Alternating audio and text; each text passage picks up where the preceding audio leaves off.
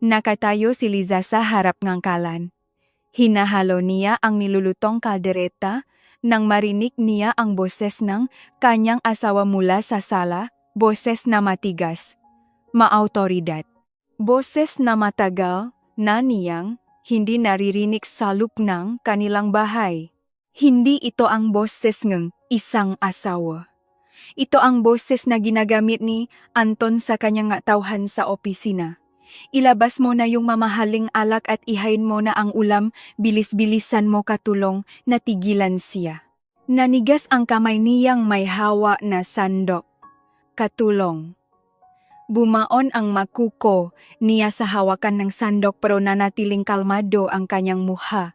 Sa loob ng 10 taon nilang pagsasama natutunan na niyang itago ang kanyang emosyon tuwing nag-iinarte si Anton.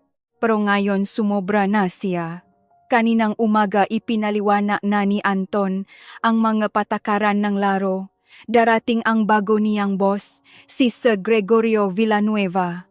Isang taong istrikto at may paninindigan. Pangarap ni Anton na ma-promote. Gusto niyang maging vice presidente na kumpanya magkaroon ng sariling opisina na may malalaking salamin. At para mangyari iyon kailangan niyang magpasikat. Naintindihan mo ba Liza, sabi nito kanina habang nagpapabalik-balik sa kusina. Gusto ni Sir Greg ang taong porsigido. Yung mga gagawin ang lahat para sa karera. Galing siya sa hirap. Ayaw niya sa mga empleyadong nagyayabang ng koneksyon o nagdadala ng problema ng pamilya sa trabaho. Nakakaabala raw iyon. Anong gusto mong gawin ko, tanong ni Liza noon, kutob na ang mangyayari. Huwag mo na lang sabihing asawa kita. Sabihin natin na ikaw ang kasambahay. Magluto ka, ihain mo ang pagkain tapos pumasok ka na sa kwarto. Isang gabi lang ito, Liza. Isang gabi na magdidiktang kinabukasan ko. Matagal siyang tinitigan ni Liza. Tinitigan niya ang lalaking pinakasalan niya 10 taon na ang nakararaan. Ibang-iba ito nun. O baka akala lang niya ay iba ito. Dati itong romantiko malambing ipinangako sa kanya ang buong mundo. Ngayon pinapakiusapan siyang magpanggap na katulong sa sarili nilang bahay. Sige, mahinang sagot niya. Kung anong gusto mo, Anton. Hindi man lang napansin ni Anton ang panlalami sa boses ng asawa. Bumuntong hininga ito ng malalim, hinalikan siya sa pisngi at nakmamadaling nakayos para sa bisita.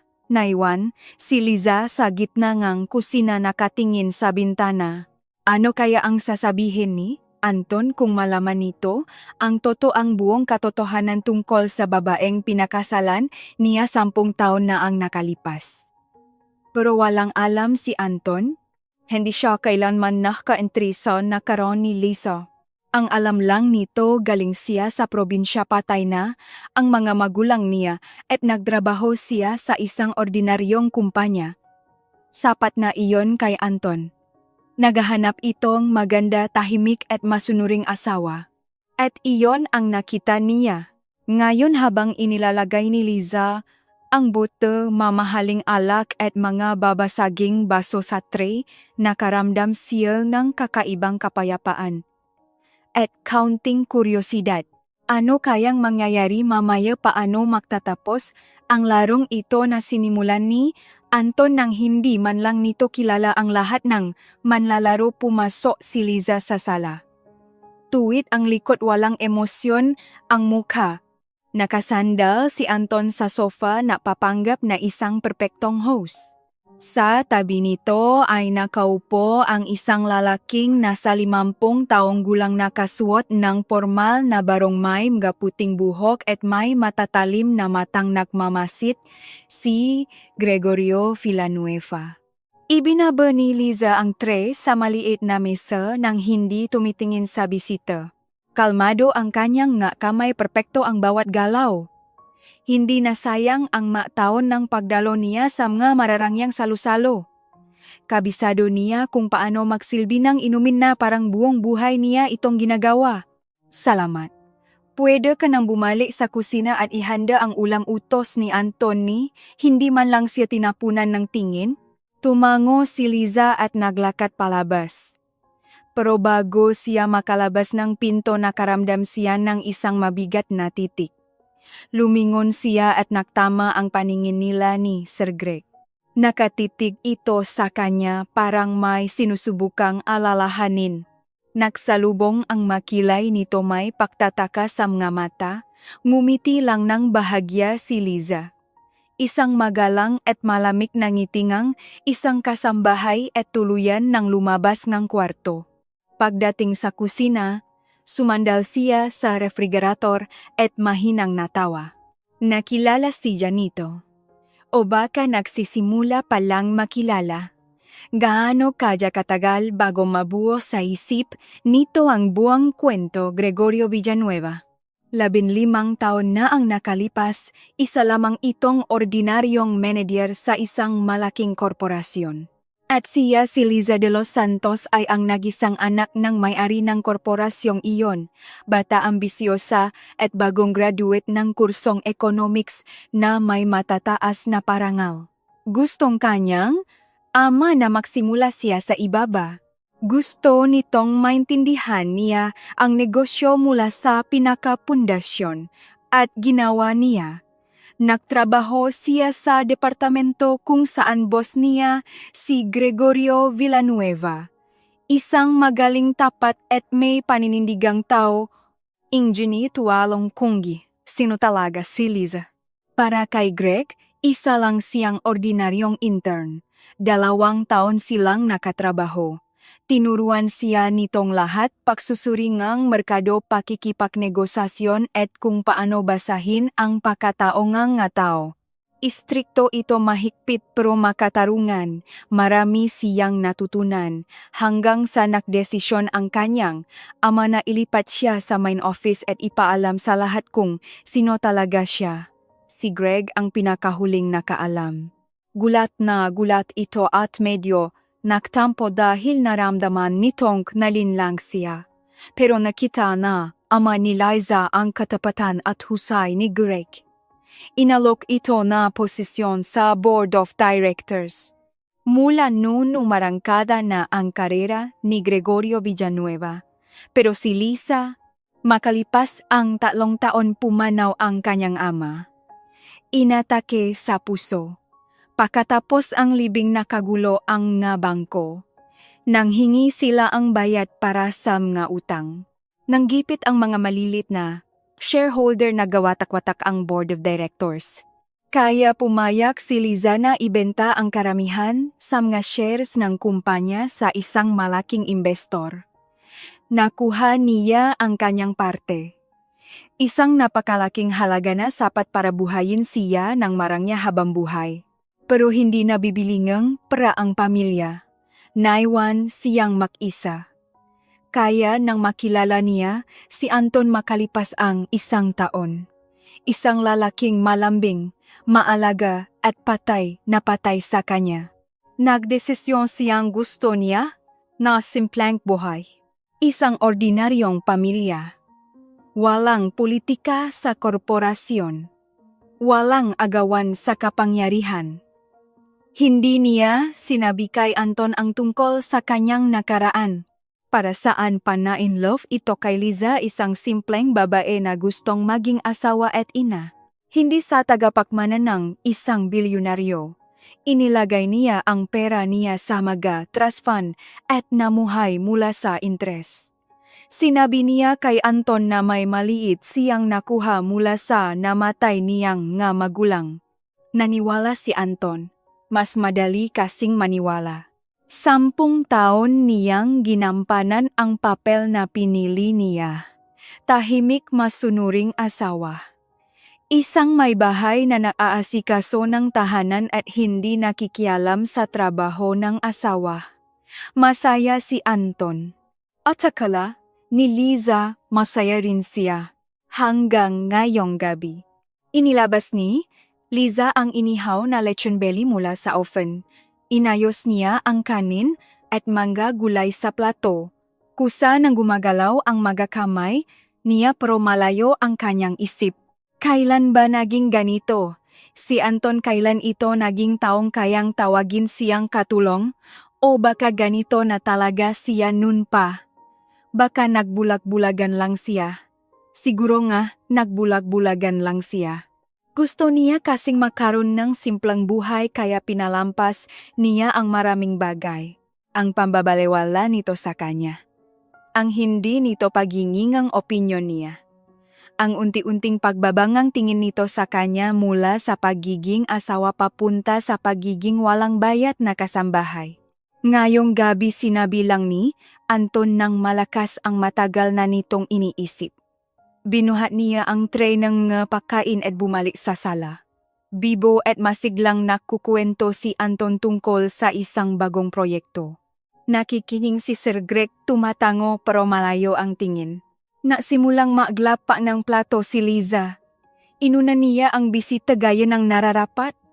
Nang iangat ni Sir Greg ang kanyang paningin nakita ni Liza kung paano ito namutla. Naalala na nito ang lahat. Pasensya na? Basag ang boses nito. Hindi ba tayo nagita na nun tumawa si Anton? Naku Sir Greg, kasambahay lang po namin yan. Saan niyo naman po siya makikita? Pero hindi inalis ni Villanueva ang tingin kay Liza. May gulat at hindi makapaniwalang ekspresyon sa mga mata nito. Isang malaking katanungan. Liza de los Santos bigkas nito sa wakas. Bumaksak ang isang napakabigat na katahimikan sa buong kwarto. Natigilan si Anton hawak ang baso ng alak hindi maintindihan ang nangyayari. Ngumiti ng tahimik si Liza. Magandang gabi po Sir Greg. Ikinagagala ko po kayong makita ulit. Ang dami ng taon ang lumipas. Teka, nagsalita na si Anton. Makakilala kayo Liza anong ibig sabihin nito dahan-dahang tumayo si Sir Greg mula sa sofa. Namumutla ang mukha nito pero ang mga mata ay kasing talim ngang patalim. Tinawag mo ang babaeng ito na katulong. Mahina ang boses nito pero may nakbabagang galit. Inutusan mo siya na parang isang utusan. Ah, sir. Natatarantang palipat-lipat ang tingin ni Anton kay Liza at sa boss niya. Sir Greg, mapapaliwanag ko po. Mapapaliwanag humakbang paharap si Villanueva. Alam mo ba kung sino ang babaeng ito na tahimik si Anton? At sa unang pagkakataon, sa look ngang maraming tao nakita ni Liza ang takot sa nga mata ng asawa. Tunay na takot ng isang taong nakaramdam na gumawa siya ng isang napakalaking pagkakamali kahit hindi pa niya alam kung gaano ito kalaki. Pasensya na po Sir Greg, hindi ko po maintindihan. Simula ni Anton pero pinutol siya ng boss gamit ang isang matigas na kumpas ng kamay. De los Santos, ulit ni Villanueva. Bawat salita ay parang sampal. Anak ni Don Miguel de los Santos.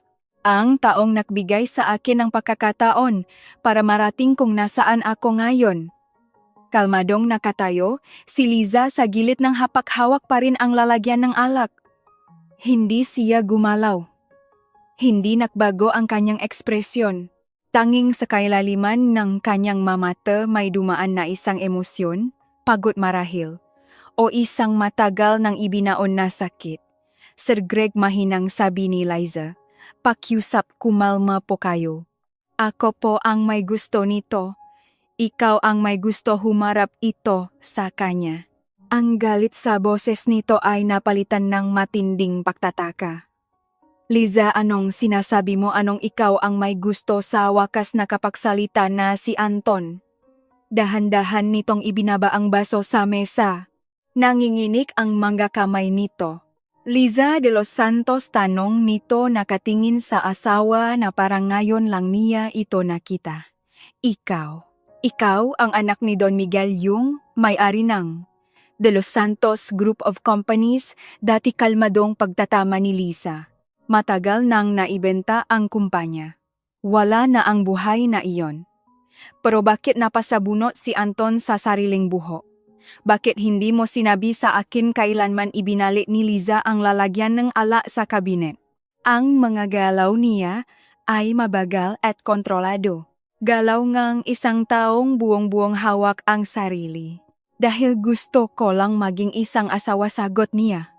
Maging si Liza lang, hindi tagapakmana, hindi anak ng bilyonaryo, hindi isang dating vice presidente ng kumpanya. Napagod ako sa mundong iyon, Anton. Pagkamatay ni Papa, isa lang ang ginusto ko. Isang ordinaryong buhay.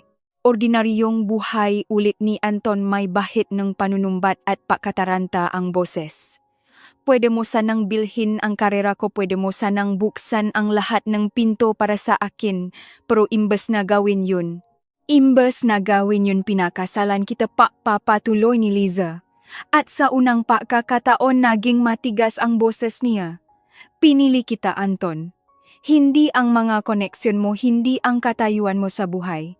Ikaw, ang taong nagsabi na mahal ako kung sino ako. Bumaksak pabalik sa upuan si Sir Greg. Kumuha ito ng panyo at pinunasan ang nu. Ang galit ay unti-unting napalitan ng panghihinayang. Liza, mahinang sabi nito. Nang ipakilala ka sa akin ng tatay mo bilang intern, maraming taon na ang nakalipas, nakita ko agad ang potensyal mo. Napakagaling mong mag-isip. Pwede mo sanang pamunuan ang imperyo ng tatay mo at palaguin pa ito. Bakit mo iniwan ang lahat? Lumapit si Liza sa bintana. Sa labas madilim na ang kalangitan ng Maynila. Kumikislap ang nga ilaw ng gagusali na parang malalayong bituin. Namatay ang papa ko dahil sa atake sa puso sa mismong opisina niya. Sabi niya habang nakatingin sa labas. 3:00 ng madaling araw, nagtatrabaho siya para sa isang malaking kontrata. Walang tao sa paligid niya. Kinaumagahan na siya nakita. Bumilot ang katahimikan sa buong sala. Tanging ang tunog lang ng orasan sa pada ang naririnig. Naisip ko noon na ayaw kong ganong buhay, patuloy ni Liza. Ayaw kong mamatay na napapaligiran ng makontrata at papalas sa isang malamig na opisina kung saan walang may pakialam sa iyo bilang isang tao. Ibinenta ko ang kumpanya. Ibinigay ko ang malaking bahaging ng pera sa mga charity at naktira lang ng sapat para mamuhay ng tahimik at simple. Simple na patalon si Anton mula sa kinaupuan. Sinasabi mong simple, may daan-daang milyon ka, may para ako pagtatama ni Liza, humarap sa kanya. Pero wala akong buhay. Nahanap akong buhay, Anton. At akala ko nahanap ko iyon sa iyo. Ang salitang akala ay bumaksak sa pagitan nila na parang isang mabigat na bato. Napaupo ulit si Anton. Namumutla ang mukha niya. May magabutil ng pawis sa kanyang nu. Hindi ko alam bulong nito. Kung alam mo ba may magbabago, tanong ni Liza. Wala nang galit sa boses niya, puro pagod na lang. Hindi mo ba ako pipiliting magpanggap na katulong? Hindi mo ba ako utus-utusan sa harap ng ibang tao? Hindi mo ba ikakahiya na asawa mo ako? Hindi. Kita kinakahiya, depensa ni Anton, pero kahit siya ay hindi naniniwala sa sarili niyang salita. Pinabawalan mo akong sabihin na asawa mo ako, paalala ni Liza. Tinawa mo akong katulong sa harap ng taong inimbitahan mo sa sarili nating bahay. Bumuntong hininga ng malalim si Sir Greg. Tumayo ito ulit, pero ngayon mabagal na ang magagalaw nito, parang tumanda ng 10 taon sa loop lang ng ilang minuto. Anton, formal na sabi nito. Sa tingin ko kailangan kong pag-isipan ulit ang pagtatrabaho mo sa kumpanya. Napaangat ng ulo si Anton. Hindi, Sir Greg, pakiusap. Hindi ko po alam. Gusto ko lang po talagang magpasikat sa inyo.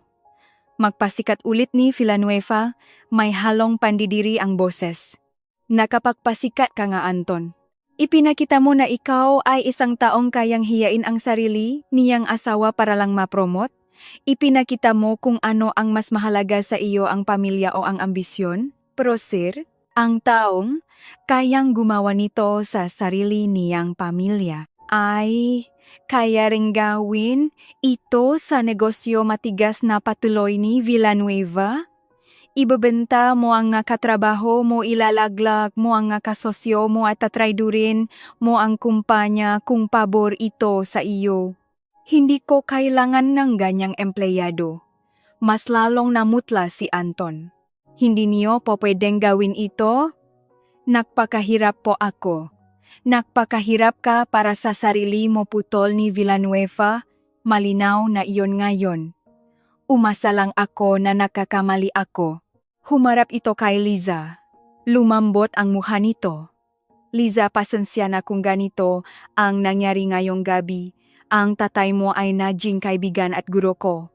Siguradong ipamamalaki niya kung gaano kakatatah na babae ngayon. Salamat po, Sir Greg, mahinang sagot ni Liza. Kung kailangan mo ng tulong kahit anong tulong patuloy nito, sabay labas ng calling card at inabot sa kanya. Huwag kang mag-atubiling tumawag. Ito na ang pinakamaliit na pwede kong gawin bilang pag-alala sa tatay mo. Kinuha ni Liza ang card. Salamat po sa lahat, Sir Greg. Tumango ito at naglakad palabas. Bago tuluyang lumabas ng pinto, lumingon ito kay Anton. Bukas ng alas 9 ng umaga. Cancelled ang promotion mo. At pagkatapos ng investigasyon ng HR, pag-usapan natin ang pagtanggal sa iyo sa kumpanya. Sumara ang pinto. Bumaksak ang isang napakabigat na katahimikan sa buong bahay. Katahimikang halos pwede mong hawakan. Nakatungo si Anton, nakatakip ang mga kamay sa muka. Nangingini ang mga balikat nito. Hindi alam ni Liza kung umiyak ba ito o tumatawa. O ba kapareho. 10 taon basa na sabi nito nang hindi umaangat ang ulo. 10 taon kang nakpanggap. Hindi. Maalumanay na sagot ni Liza. 10 taon kong sinubukang maging ang babaeng gusto mong makita.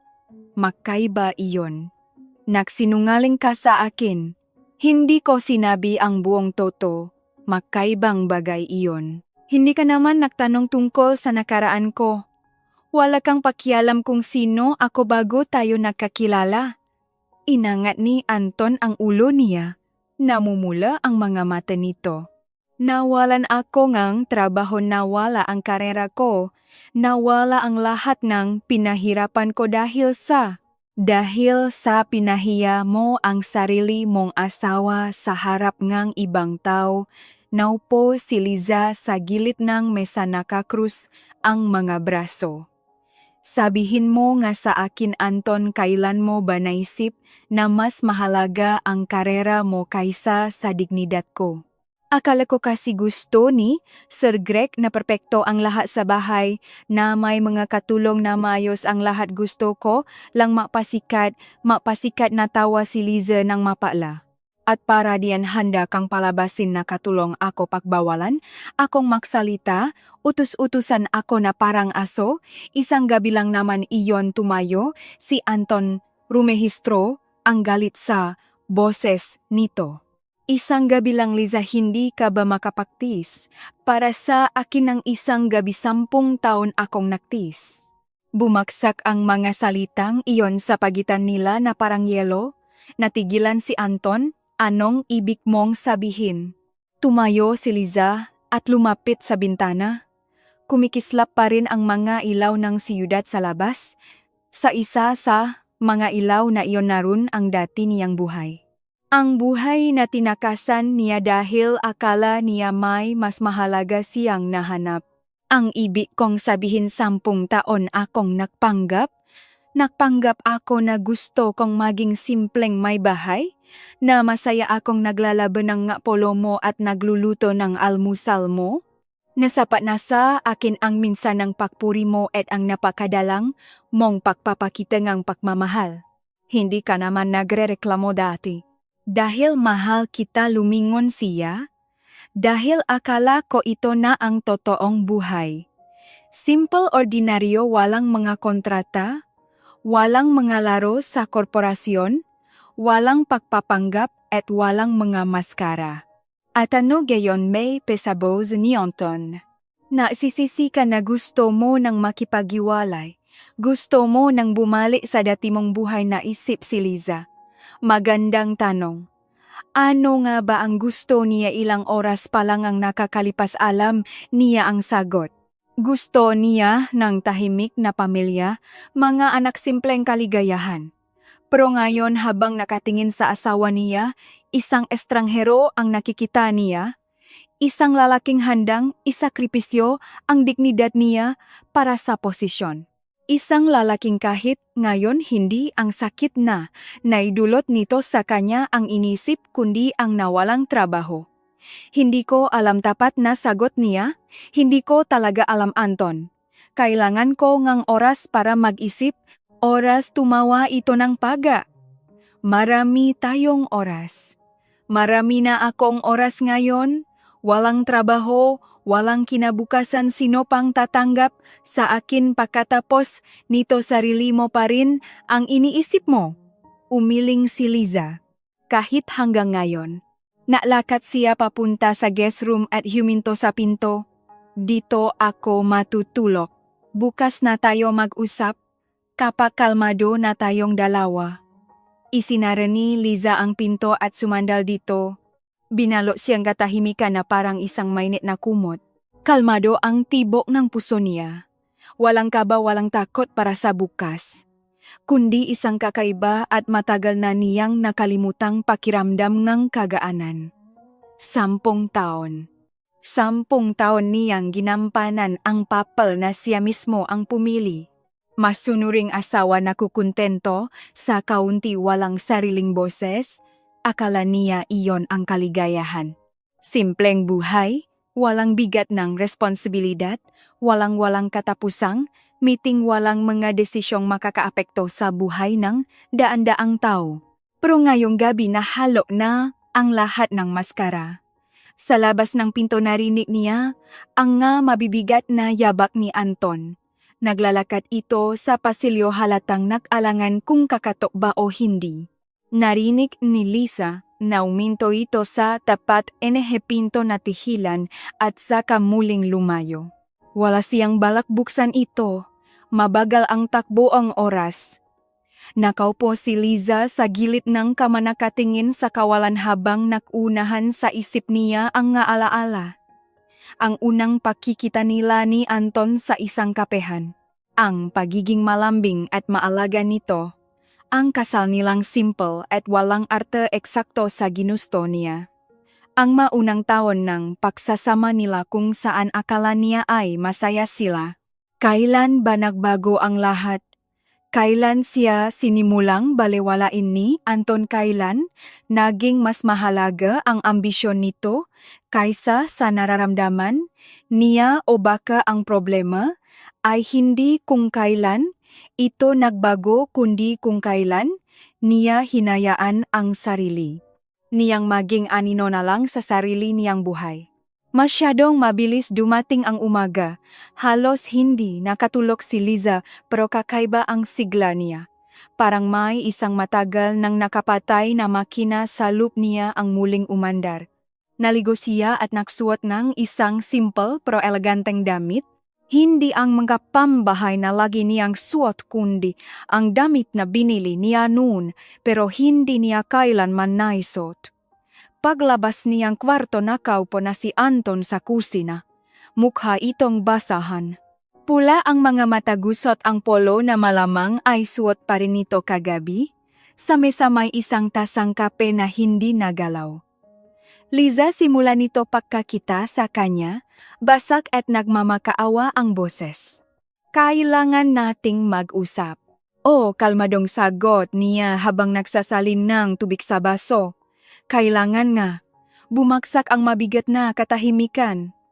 Nakatitih lang si Anton sa mesa, hindi makatingin ng diretso sa kanya. Anong mangyayari ngayon? Tanong nito sa wakas. Sa atin? Matagal na nanahimik si Liza, pinag-isipan ang isasagot.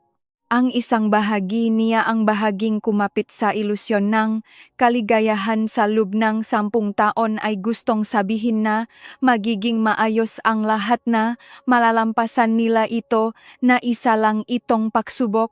Pero ang isa pang bahagi niya, ang bahaging nagising kagabi ay alam ang totoo. Hindi ko alam tapat na sagot niya, kailangan ko ang oras para mag-isip, para intindihin kung sino na ako ngayon at kung ano ba talaga ang gusto ko. Paano naman ako bakas ang gulat at takot sa boses ni Anton? Anong gagawin ko tinanggal ako sa trabaho? Wala akong malilipatan, wala akong makukuhang recommendation. Makakahanap ka rin ng iba, sagot ni Liza. Walang halong pang-aasar o awa sa boses niya. Isang katotohanan lang.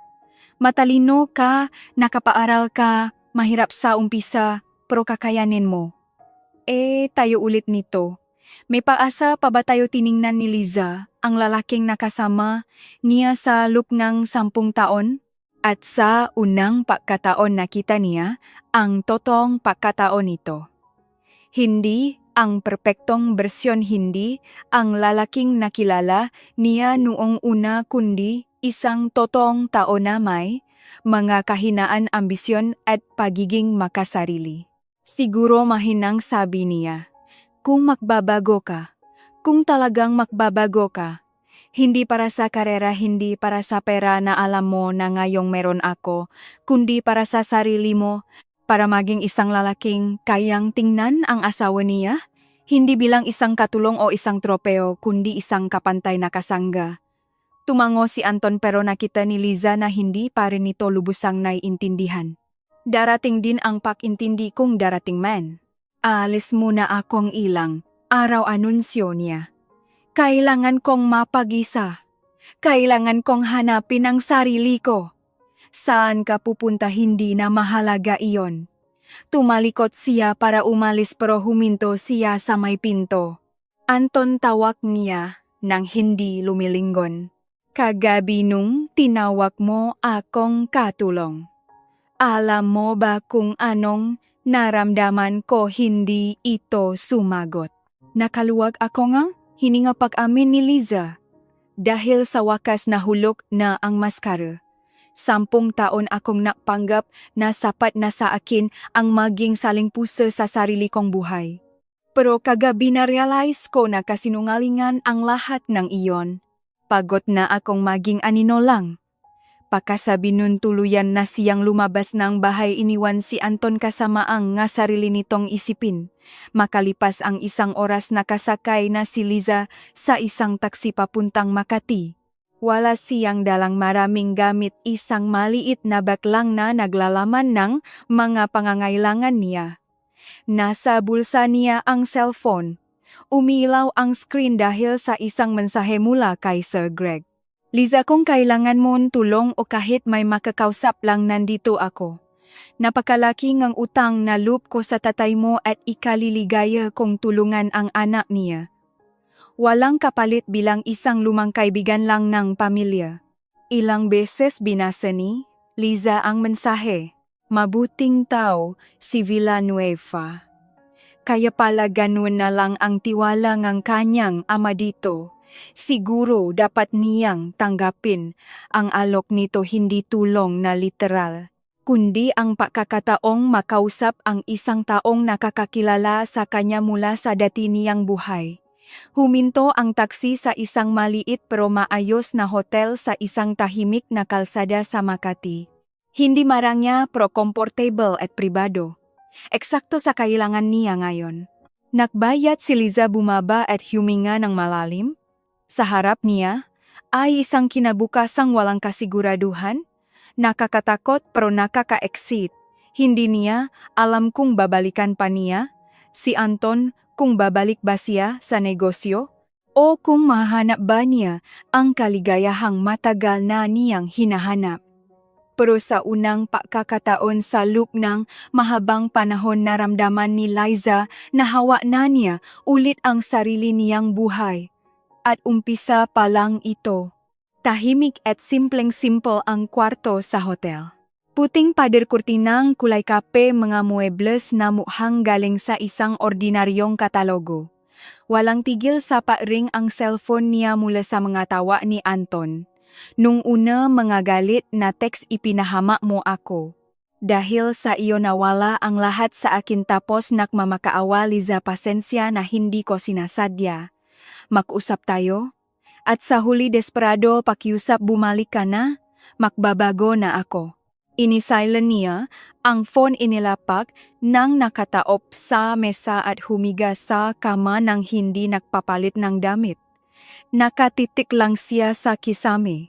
Hindi siya dalawin ng antok. Nag-unahan sa isip niya ang maeksena mula sa nakaraan. Kung paano siya tinuruan ng kanyang ama na magbasa ng mga financial report. Kung paano siya unang nagsalita sa harap ng board of directors. Kung paano pagkatapos nitong mamatay na realize niyang ayaw niyang ipagpatuloy ang negosyo nito. Nun akala niya, isa itong pagtakas patungo sa kalayaan.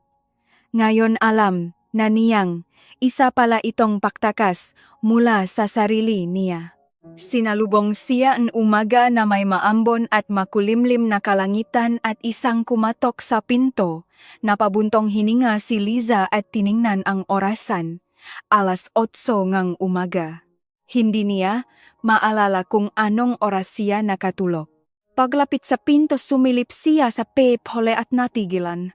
Nasa labas si Sir Greg Villanueva. Binuksan niya ang pinto hindi pa rin lubos na maisip kung paano nito nalaman kung saan siya naka-check-in. Magandang umaga Liza, kaumadonggi, bachi nito. Pero may pag-aalala sa mga mata. Pasensya na sa pang-istorbo. Pwede ba akong pumasok tahimik na tumabi si Liza para makadaan ito? Pumasok si Sir Greg sa kwarto lumingalinga at humarap sa kanya. Tumawag ako sa ilang hotel. Hindi ka naman mahirap hanapin kapag totoong pangalan mo ang ginamit mo paliwanag nito? Gusto ko lang siguraduhin na mayos ang kalagayan mo. Mayos naman po ako automatikong sagot niya, pero kahit siya ay hindi kumbinsido sa sarili niyang boses. Umiling si Sir Greg. Liza 15 taon na kitang kilala. Matagal. Tayong hindi nakita pero tandang-tanda ko pa kung sino ka nun. Matapang. Tiwala sa sarili. Natigilan ito, pero kamakalawa. Nakita ko ang isang babaeng hinayaan ang asawa niya na tratuhin siyang parang katulong. At mas ikinagulat ko iyon kaysa sa nalaman kong nag-asawa ka pala. Tumalikot si Liza at tumingin sa bintana. Lumalakas ang ulan bumabaksa ang mga pata sa salamin. Gusto ko lang naman po simpleng buhay mahinang sabi niya. Walang bigat ng pagiging tagapagmana. Walang katapusang kompetisyon. Walang mga taong nakikipagkaibigan lang dahil sa pera at koneksyon ko. At ano ang nakuha mo kapalit walang bahid ng pambabastos sa boses ni Sir Greg kundi purong panghihinayang? Isang asawang ikinakahiya ka isang lalaking handang palabasin na utusan ka para lang mapromote hindi naman po siya ganyan dati, lumingon si Liza. Nung umpisa hindi niya alam na tinalikuran mo ang yaman mo putol ni Sir Greg. Akala niya isa ka lang ordinaryong babae na walang pera at walang koneksyon. At nung narealize niya na kailangan niyang pahirapan ang sarili niyang karera sa iyo niya, ibinunton ang mga kabiguan niya. Tama ba ako natahimik? Si Liza. Tama ito. Hindi lang niya kailanman hinayaan ang sarili na isipin iyon ng ganito kalinaw. Lumapit ng bahagya si Sir Greg, lumambot ang mga mata nito. Ang tatay mo ang naging guro ko. Binigyan niya akong pagkakataon nung wala pa akong pangalan. Naniwala siya sa akin at pinatunayan kong hindi siya nagkamali. Isang bagay lang ang hiniling niya sa akin, na kung may mangyari man sa kanya bantayan kita. Bumuntong hininga ito ng malalim. Nabigo ako sa pangakong iyon. Nawala ka sa paningin ko at ikaw. Naglaho ka sa buhay ngang ibang tao. Ako po ang na-desisyon niyan depensa ni Liza pero wala na ang dating tiga sa boses niya. Ang maa-desisyong ginawa dahil sa takot ay madalas na mali, malumanay na sagot ni Sir Greg. Natakot ka bang matulat? Sa tatay mo natakot ka? Ba nakainin ka ng buo ng trabaho na tumanda kang mag-isa tulad niya nang mamatay ang nanay mo naramdaman ni Liza ang pagbara ng lalamunan niya. Wala pang kumausap sa kanya ng ganito katoto.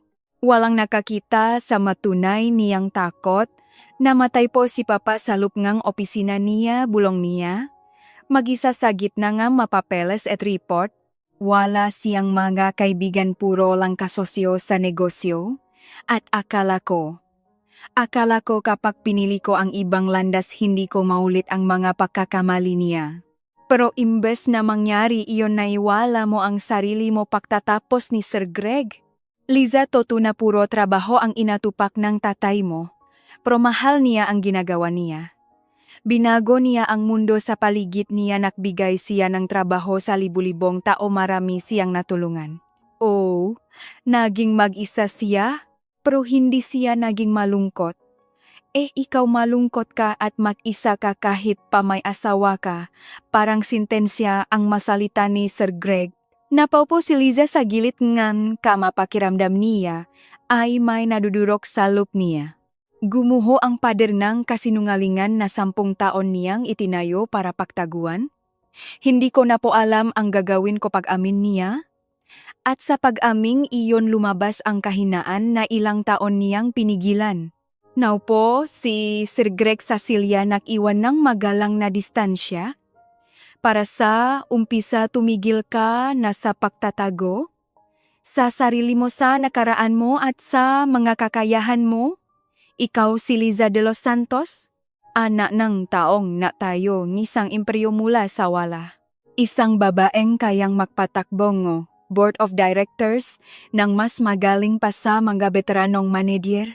Matalas ang isip mo magaling ka sa estratehiya at higit sa lahat may puso ka na kulang sa maraming tao sa industriyang ito. Ibinenta ko na po ang kumpanya paalala ni Liza. Umalis na po ako sa mundong iyon. Napakalaki ng mundo ng negosyo, sagot ni Sir Greg. Hindi lang ang kumpanya ng tatay mo ang pwede mong paggamitan ng galing mo. Sa katunayan, tumigil ito saglit. Inaalok kita ng posisyon sa kumpanya ko, Vice-Presidente para sa Strategic Development. Hindi dahil naawa ako sa iyo at hindi dahil may utang na loob ako sa tatay mo. Kundi dahil kailangan ko ang isang magaling na profesional. Napaangat ng tingin si Liza. Seryoso po kayo, seryosong seryoso. Pag-isipan mo, huwag mo akong sagutin ngayon. Pero gusto kong malaman mo na may pagpipilian ka. Pwede kang bumalik kay Anton at ipagbatuloy ang pagiging masunuring asawa. Pwede kang magsimula ulit sa ibang lugar. O pwede kang bumalik kung saan ka talaga nabibilang. Sa mundo kung saan kailangan at papahalagahan ang galing mo. Tumayo ito kumuhang calling card at ipinatong sa maliit na mesa sa tabi ng kama. Personal na numero ko iyan. Tumawag ka kapag handa ka na. Naglakad si Sir Greg papunta sa pinto pero lumingon ito bago lumabas. At isa pa Liza. Ipagmamalaki ka, ne, tatay mo, hindi dahil. Ipinagpatuloy mo ang negosyo niya. Ipagmamalaki ka niya dahil nahanap mo ang tapang na mabuhay para sa sarili mo. Ang buhay ay hindi ang pagtatago sa anino ng ambisyon ng ibang tao. Ang buhay ay kapag ikaw mismo ang pumipili ng sarili mong landas. Sumara ang pinto ng tahimik. Naiwang maisa si Liza nakatiti sa calling card. Puting karton na may simpleng mga letra. Elegante at walang arte katulad ni Sir Greg. Umilaw ulit ang cellphone niya. Si Anton, kinuha niya ang telepono, pero hindi para sagutin ang tawag. Binuksan niya ang mensahe at matagal na tinitigan ang pangalan ng asawa. Pagkatapos magbago ang isip niya na tipsin ang mensahe, kailangan kong oras para mag-isip. Huwag mo akong tatawagan. Ako ang kokonta sa iyo kapag handa na ako. Pinindot niya ang send. At sa unang pagkakataon salok ng maraming taon hindi konsensya o takot ang naramdaman niya, kundi isang bagay na parang kalayaan. Nakaupo si Liza sa tabing ng bintana ng hotel, pinapanood ang unti-unting paglamon ng dilim sa buong Maynila. Isa-isang umilaw ang mga matataas na gusali, parang mga bituing bumaba sa lupa. Hawak niya ang isang tasa ng malamig na tasaa, sinusubukang intindihin kung ano ang nararamdaman niya, kawalanggana. Isang kakaiba at malalim na kawalanggana. Sa nakalipas na maghapon walang tigil sa pagring ang telepono niya. Kada kalahating oras ay tumatawag si Anton, nagiwan ng ma-voice message na sa una ay galit tapos ay nagmamakaawa. Hindi niya tinapos pakinggan ang mga iyon. Nagpadala rin si Sir Greg ng isang maikling email, inulit ang alok nito at pinapapag-isip siya. Kahit ang dati niyang kaibigan na si Marina, na matagal na niyang hindi nakakausap, ay nalaman ang nangyari at nag-text sa kanya. Inilapak ni Liza ang cellphone ng nakataob at muling tumitik sa bintana. Hindi kailanman minahal ni Anton ang totong siya. Minahal nito ang isang comfortable, tahimik at masunuring bersyon na siya mismo ang gumawa. Isang bersyon na nagluluto, naglilinis, nananahimik kapag kailangang manahimik, at ngumingiti kapag kailangang ngumiti. Isang bersyon na walang nakaraan, walang reklamo, at walang sariling opinyon. Siya. Minahal ba talaga niya si Anton? May nagbago ba sa paglipas ng mataon o baka naman ganito na talaga ito noon pa at ayaw lang niyang makita ang maliliit na pamimintas na pinalalampas niya dahil baka pagod lang ito? Ang mayabang na tono na ipinagdadahilan niya dahil baka na-stress lang ito sa opisina. Ang unti-unting pagtrato sa kanya bilang isang walang bayat na kasambahay na nangyari nang napakabagal, kaya hindi niya napansin kung kailan ito naging normal. Ilabas mo na yung mamahaling alak at ihain mo na ang ulam. Bilis-bilisan mo katulong. Masakit pa rin ang mga salitang iyon.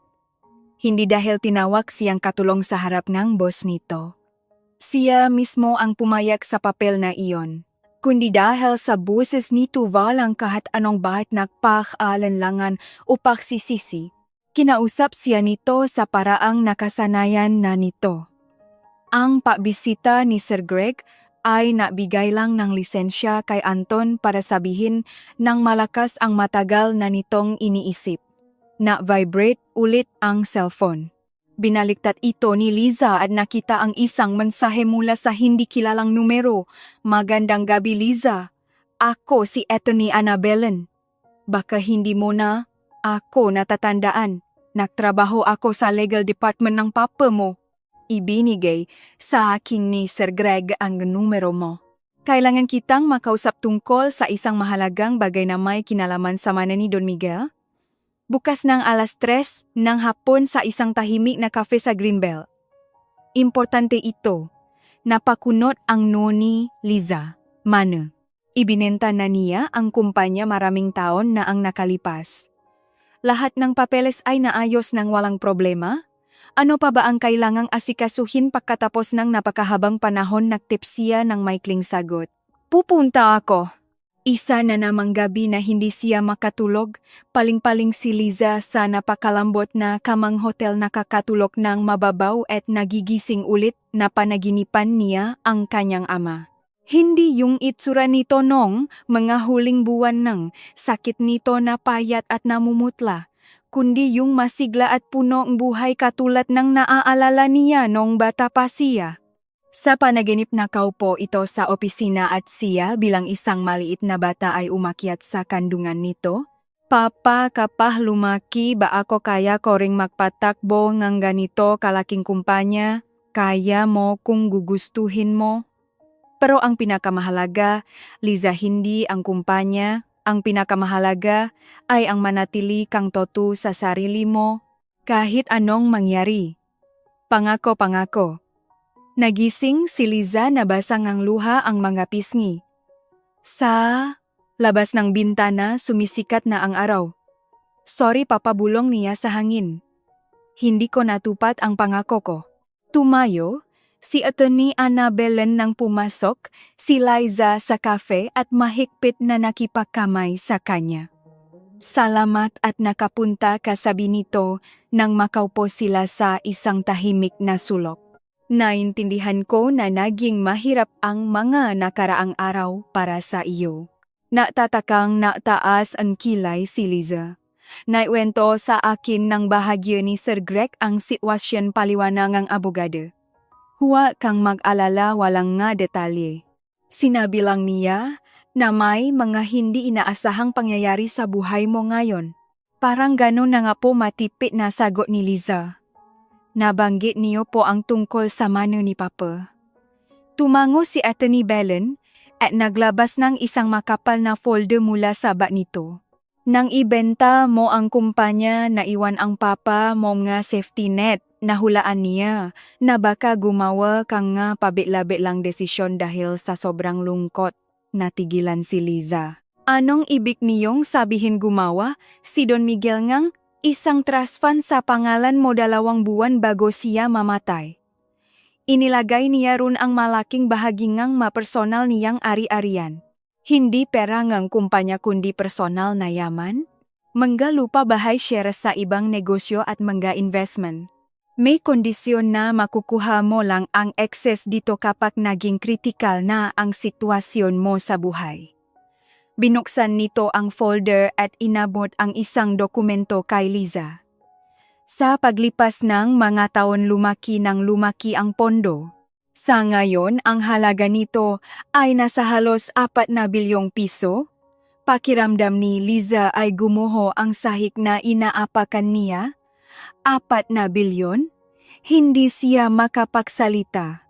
Napakagaling na tawang Papa mo, malumanay na sabi ni Attorney Belen.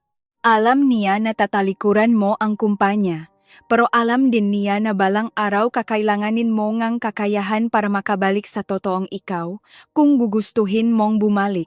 Ibinaba ni Liza ang tingin sa mga dokumento. Pamilya na sulat kamay ngang kanyang ama sa isang liham na nakaipit sa kontrata ngang trust fund. Nangingini ang mga kamay niya ng buklatin niya ang naninilaw na Papa.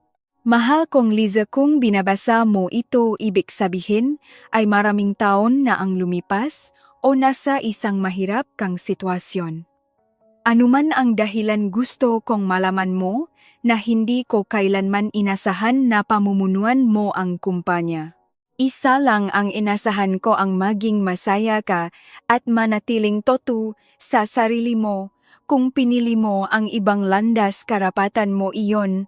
Pero kung balang araw ay gustuhin mong bumalik, kailangan mayroon kang kakayahan para gawin iyon. Hindi dahil sa pera mismo, kundi dahil sa kalayaang ibinibigay nito, kalayaang pumili. Kalayaang hindi maging alipin ng sitwasyon o ng kagustuhan ng ibang tao, maging masaya ka, anak ko. At tandaan mo, mas matapang ka kaysa sa inaakala mo. Nagmamahal, Papa. Pumata ang maluha sa papel, pinapalabo ang tinta. Hindi na pinigilan ni Liza ang paiyak. Alam niya, bulong niya. Lagi niyang alam. Magalang na umiwas ang tingin si Attorney Belen at nakunwaring nakbabasa ang menu. Nang makabawi si Liza at kumalma, inangat niya ang kanyang ulo at tiningnan ang abogada. Ano pong kailangan kong gawin? Pipirmahan mo lang ang mga dokumento, sagot ni Attorney Belen. Naihanda na ang lahat. Sa loob nga, 3 araw, magkakaroon ka na ng access sa account ng trust fund at pwede ka nang makipag-meeting sa bangko. Ang mismong paglipat ng mga ari-arian ay abutin ng ilang linggo. Kinuha ni Lisa ang ballpen. Saglit siyang natigilan nakatingin sa linya kung saan siya pipirma. Hindi lang ito basta pakuhang pera, isa itong pagpili. Isang pinal at hindi na mababawing pagpili sa pagitan ng babaeng pinagpanggap niya sa loob ng 10 taon at ng babaeng totoong siya. Pumirma siya. Salamat po sabi niya sabay balik nga dokumento. Sa lahat po, ngumiti si Attorney Belen. Napakabuting taong papa mo, masaya akong natupad ko ang huli niyang habilin. Nang lumabas si Lisa sa kafe parang nagibang mundo sa paligid niya. Mas sariwa ang hangin, mas matingkat ang mga kulay, mas malinaw ang mga tunog. Parang maraming taon siyang nanut sa buhay mula sa isang malabong salamin at bigla itong nabasag. Kinuha niya ang cellphone niya. 17 missed calls mula kay Anton. Binura niya ang maiyon ng hindi pinapakinggan. Tapos binuksan niya ang email ni Sir Greg at nagtype kang sagot. Sir Greg, handa na po akong pag-usapan ang alok ninyo kung kailan po kayo libre. Halos agad-agad na dumating ang reply. Bukas ng alas 10 ng umaga sa opisina ko. Welcome home Lisa. Home, bahay, kakaibang salita. Napakatagal niyang itinuring na bahay ang kondo nila ni Anton ang kanilang araw-araw na buhay. Ang tahimik na mundo ngang isang may bahay. Pero hindi iyon naging bahay kailanman. Isa iyong hawla na siya mismo ang gumawa. Ang bahay ay ang lugar kung saan pwede kang maging ikaw. Kung saan pinapahalagahan ka dahil sa kung sino ka hindi dahil sa kung gaano kakapakinabang sa ibang tao. Naglakat si Liza sa kalsada at sa unang pakakataon sa loob kang maraming taon, ang hakbang niya ay matigas at puno ng kumpiyansa, uuwi na siya. Kinabukasan pumasok si Liza sa gusaling kumpanya ni Sir Greg 5 minuto bago alas 10. Dati hindi na siya namamangha sa mga ganitong lobby. Mga marmol salamin malamlam na ilaw, mga guwardiya sa entrance, mga taong may hawak na folder at laptop mabibilis na habang maikling usapan tungkol sa negosyo. Ito ang wika ng kabataan niya, ang mundong tinakasan niya, noon dahil akala niya ay masyadong malamig, masyadong malupit at masyadong banyaga. Ngayon habang nakatayo sa gitna ng malawak na lobby bigla niyang na-realize na hindi ang mundong ito ang kinatakutan niya. Kinatakutan niya ang sarili niya sa loob ng mundong ito, ang babaeng kayang gumawa ang desisyon magsalita ng matigas makita, ang kahinaan ng matao at hindi pumayag na magamit ng iba. Sinamahan siya ng sekretarya papunta sa pinakamataas na palapak. Naghihintay si Sir Greg sa opisina. Nito malapit sa bintana, sa ibabaw ng mesa ay may isang manipis na folder at 2 tasa ng kape. Liza, tumayo ito para salubungin siya. Mabuti at nakarating ka. Mabuti rin po at nandito ako, sagot niya at nagulat siya kung gaano kakalmado ang boses niya. Halos 2 oras silang nag-usap, walang tungkol sa nakaraan. Walang tungkol kay Anton. Walang tungkol sa nakakahiyang gabi na iyon. Tungkol lang sa trabaho, sa kumpanya, sa mga kahinaan ng estratehiya, sa mga bagong merkado, sa mga proyektong hindi umusat sa loob ng 2 taon, sa mga taong nasanay na hindi ayusin ang problema kundi gumawa lang ng magandang report tungkol dito. Nung umpisa maingat magtanong si Sir Greg, parang tinitingnan kung nandun pa rin ang galing niya sa negosyo. Kinalaunan mas madalas na itong tumahimik at nakinig na lang. Nagsalita si Liza ng kalmado, walang pagmamadali.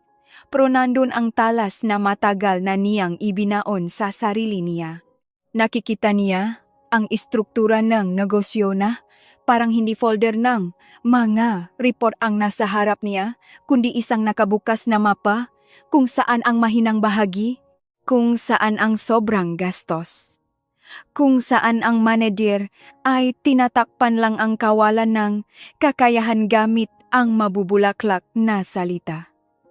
Kung aling proyekto ang pwede pang isalba at kung alin ang dapat nang itigil bago pa maging isang malaking sakuna nang matapos siya bumalot ang katahimikan sa opisina. Sumandal si Sir Greg sa upuan nito at sa unang pagkakataon ngayong umaga ay ngumiti. Ngayon nakikita ko na talaga ang anak ni Don Miguel de los Santos. Ibinaba ni Liza ang tingin sa makamay niya. Hindi na ito nangingini. Ayaw ko pong maging anak lang niya, sabi niya. Kung babalik ako bilang Liza. Hindi bilang alaala niya o bilang utang na loob ng iba. Kaya nga gusto kitang makita rito, sagot ni Sir Greg. Hindi dahil sa utang na loob sa tatay mo, kundi dahil sa loob ng 2 oras na kita mo, ang nga bagay na 6 na buwan, nang hindi maipaliwanag ng board of directors ko, inabot nito ang folder sa kanya. Sa iyo na ang posisyon kung papaya ka. 3 buwang, probationary period. Buwang kapangyarihan sa strategic department. Mahigpit na kondisyon, mataas na responsibilidad at walang special treatment dahil sa nakaraan. Kinuha ni Liza ang mga dokumento. Iyan po mismo ang kailangan ko. Hindi siya agad pumirma. Binasa muna niya ng maigi ang bawat pahina. 10 taon na ang nakalipas, baka pinirmahan niya. Agad ito nagtitiwala sa kabutihan ng ibang tao. Ngayon hindi na. Ngayon alam na niya ang kapalit ng hindi pagbibigay pansin sa sariling buhay. Nang dumampi ang ballpen sa papel, nakaramdam si Liza ng kakaibang kapayapaan. Walang sobrang saya, walang pagyayabang. Isang tahimik na pagtanggap lang sa sarili. Pagsapit ng gabi naghihintay si Anton sa labas ng hotel. Iba na ang itsura nito. Hindi na ito ang mayabang na lalaking nautos sa loop ng sala kundi isang taong nawalan ng lahat ng sandalan sa loop lang ng ilang araw. May hawak itong isang pumpon ng mga puting rosas. Korni masyadong formal at malamang ay binili bilang huling pag-asa na maayos. Ang lahat gamit ang isang simpleng regalo. Liza, sabi nito humabang palapit sa kanya. Pakiusap, bigyan mo akong 5 minuto. Huminto siya. 5 minuto. Lumunok ito, tumingin sa mga bulaklak tapos ay sa kanya. Naging gago ako, alam ko. Sinira ko ang lahat.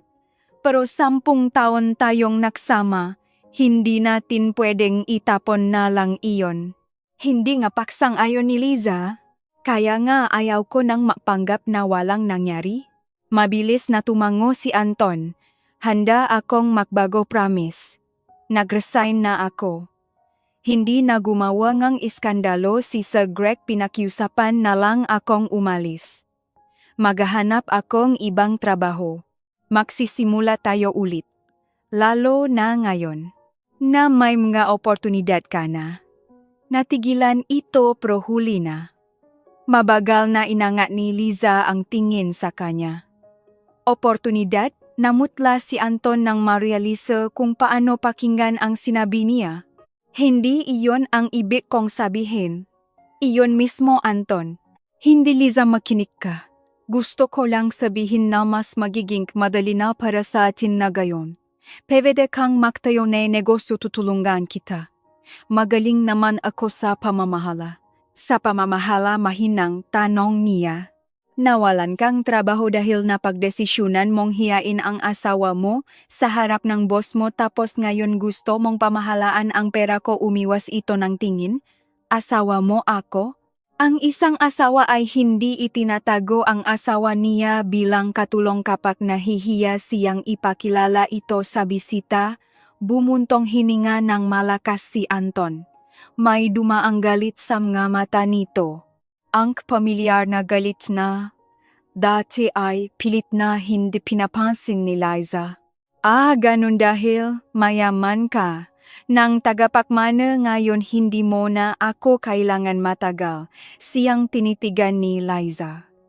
Walang sakit, walang tampo, kahit galit ay wala. At ang kawalan ng galit na ito ang mas nakapangilabot kay Anton kaysa sa anumang sigaw. Hindi Anton. Hindi na kita kailangan hindi dahil nalaman ko ang tungkol sa pera, kundi dahil nakita ko na kung ano ang naging ako noong kasama kita. Sinubukan nitong hawakan ang kamay niya. Pero umatras si Liza, magfa-file akong annulment. Kalmado at pinal ang pagkakabitaw niya ng mga salita. Parang hindi agad naintindihan ni Anton tapos ay nangunot ang mukha nito. Hindi mo pwedeng desisyonan iyan ng ganun-ganun lang kaya ko. Katulad ng kung paano mo dinesisyonan na pwede mo akong tawaging katulong sa sarili kong bahay. Desperado lang ako nun, hindi sagot ni Liza. Sigurado ka lang na magtitis ako. Natahimik ito. At sa katahimikang iyon sa unang pagkakataon sa loob ng maraming taon umalingaw ang katotohanan. Makalipas ang isang linggo ipinadala ng abogada niya ang nga papeles kay Anton. Ang hatian ng ari-arian ay naging mas madali kaysa sa inasahan nito at sa kinatakutan niya. Ang trust fund ng kanyang ama ay hindi kasama sa conjugal property. Ang nga, naipon ni Liza ay nakapangalan sa kanya bago pa man sila ikasal. Ang tsondo na tinitirhan nila ay nabili gamit ang sariling pera ni Liza. Kahit palaging tinatawag iyon ni Anton na bahay natin dalang kumpiyansa ngang mga taong inaangkin ang mga bagay na nakasanayan na nila. Kinuha na ang abogado ang lahat ng bank statement, kontrata at dokumento kung saan galing ang pera. Kaya ang pagtatangka ni Anton na ang kinin ang tsondo ay nabasa bago pa man umabot sa korte. Pero hindi siya pinalayas ni Liza sa kalsada. Binigyan niya ito ngang 3 buwan para makahanap ngang malilipatan at bagong trabaho. Nung una nagbanta si Anton na magdedemanda. Tapos sinubukang konsensyahin si Liza. Hanggang sa nakpadala itong isang mahabang sulat kung saan sa unang pagkakataon ay hindi ito nagdahilan.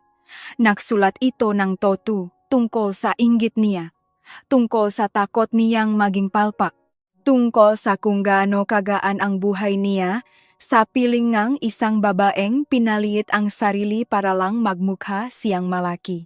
Binasa ni Liza ang sulat hanggang dulo at sumagot siya ngang isang pangungusap sana nga ay tuluyan ka ng mabago pero hindi na sa piling ko.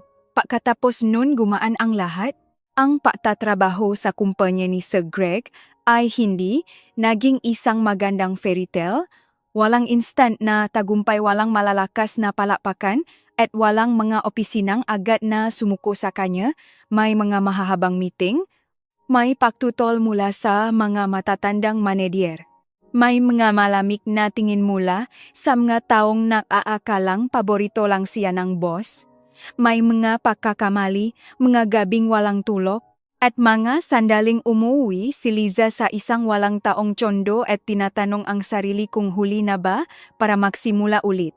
Pero tuwing umaga pumapasok siya sa opisina at unti-unti tumigil ang mga tao sa pagtingin sa kanya bilang anak ni Don Miguel. Nagsimula nila siyang makita bilang Ma'am Liza. Makalipas ang 3 buwan, ang strategic plan niya ay naahon sa isang proyektong palugi na sana at ipapasara na. Makalipas ang 6 buwan, inaprubahan ng Board of Directors ang kanyang development program.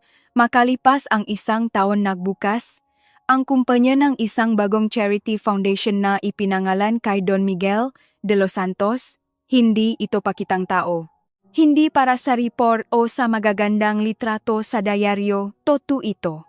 Tumutulong itong pag-aralin ang mga anak ng empleyado at sumusuporta sa mga babaeng naiwan sa mahirap na sitwasyon pagkatapos ng hiwalayan, pagkawala ng trabaho o pang-aabuso sa loob ng bahay. Sa pagbubukas ng foundation nakatayo, si Liza sa entablado nakasuot ng dark blue na suit at kalmadong nakatingin sa mga tao. Sa unang hilera nakaupo, si Sir Greg. Hindi ito ngumingiti ng malapat, hindi pumapalakpak ng mas malakas kaysa sa iba. Nakatitih lang ito sa kanya, nang may tahimik na pagmamalaki na siguro ay makikita rin niya sa mga mata ng kanyang ama kung buhay pa ito. Pagkatapos ng seremonya lumapit sa kanya si Attorney Annabellen at inabot ang isa pang envelope. Galing ito sa archive ni Don Miguel, sabi nito. Sa tingin ko ito na ang tamang panahon. Binuksan ni Liza ang envelope pag-uwi niya sa bahay. Sa loob ay may isang lumang litrato. 20 taong gulang siya nakatayo sa tabi ng kanyang ama sa entrance ng opisina. Sa likod naroon ang sulat kamay nito. Akala pa rin ni Liza kailangan niyang maging matapang. Hindi niya naiintindihan matapang na siya. Kailangan lang niyang makita iyon balang araw. Matagal na tinitigan ni Liza ang masalitang iyon tapos ay lumapit sa bintana. Naniningning ang mailaw ng siyudad. Dati ang mailaw na ito ay mukhang malamig para sa kanya. Ngayon mayroon na itong buhay, init at katotohanan. Nag-vibrate ang cellphone niya. Mensahe mula kay Anton. May trabaho na ako. Ordinaryo lang hindi manager. Nangungupahan ako ngayon. Nagpapa-counseling din. Hindi ako nakikiusap na bumalik ka. Gusto ko lang sabihin tama ka. Patawad. 2 beses binasa ni Liza ang mensahe. At sa unang pagkakataon, sa loob ng mahabang panahon na inisip niya, si Anton wala siyang naramdamang sakit o galit. Isang tahimik na lungkot lang para sa mga bagay na hindi nila nagawang ayusin. Nag-reply siya, mag-ingat ka Anton, at itinabi niya ang telepono. Kinabukasan ginanap ang huling hearing para sa annulment. Naging mabilis at tahimik ang lahat. Hindi nakipagtalo si Anton, hindi humingi ng sobra, hindi gumawa ng eksena. Pagkatapos pumirma, huminto lang ito sa may pinto at nagsabi, mahal talaga kita. Hindi ko lang alam kung paano magmahal ng tama. Malumanay siyang tiningnan ni Liza. Mahal din kita. Masyado ko lang napakamalang pagmamahal ang pabura sa sarili ko. Nagiwalay sila ng walang yakap, walang mga pangako, walang mabibigat na salita. Pero sa katahimikang, iyon mas maraming katotohanan kaysa sa buong panahon ng pagsasama nila bilang mag-asawa. Pagsapit ng gabi pumunta si Liza sa lumang rest house ng kanyang ama sa Antipolo. Maraming taon na siyang hindi nakakapunta roon. Walang tao sa bahay pero matibay pa rin ito, napapaligiran ng isang hardin na naging masukal na. Tumunog ang kahoy na sa hikpaktapak niya sa beranda. Amoy sariwang lupa at mapuno ang hangin. Binuksan niya ang pinto at pumasok. May manipis na alikabok sa mga muebles. Sa opisina ng kanyang ama halos walang nabago. Ang malaking mesa, ang mga estante nga. Libro ang lumang leder na upuan. Hinaplos ni Liza ang sandalan ng upuan at biglang ngumiti. Hindi mapait, hindi pilit, isang totoong ngiti. Hindi na siya tumatakbo mula sa nakaraan. Hindi na siya nagtatago sa pagkataong ng iba. Hindi na siya naghihintay na may magbigay sa kanya ng permiso para maging siya. Bukas ng umaga darating ang mga trabahador. Ayusin ang bahay. Makakaroon ulit ng gapuno sa hardin, mga maayos na daanan at mga ilaw sa bintana. Dito niya itatayo ang isang maliit na educational center para sa foundation. Isang lugar para sa mataong tulad niya nun. Ay, kailangang maniwala ulit sa sarili nilang lakas. Lumapit si Liza sa bintana. Madilim na ang hardin sa labas at sa itaas nito ay sumilip ang unang bituin.